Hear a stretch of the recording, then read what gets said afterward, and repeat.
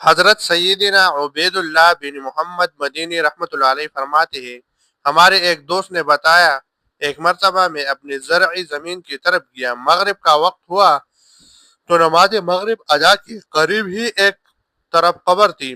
ابھی میں نماز سے فارغ ہوا ہی تھا کہ اچانک رونے کی آواز آنے لگی۔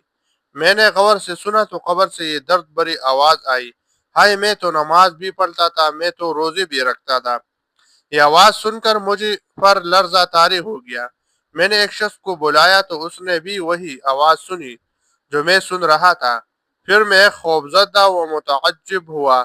دوسرے دن میں نے پھر اسی مقام پر نماز عصر ادا کی، غروب آفتاب تک وہی بیٹھا رہا اور نماز مغرب ادا کی۔ قبر سے پھر یہ دردناک آواز سنائی دی، ہائے میں تو نماز بھی پڑھتا تھا، میں تو روزے بھی رکھتا تھا۔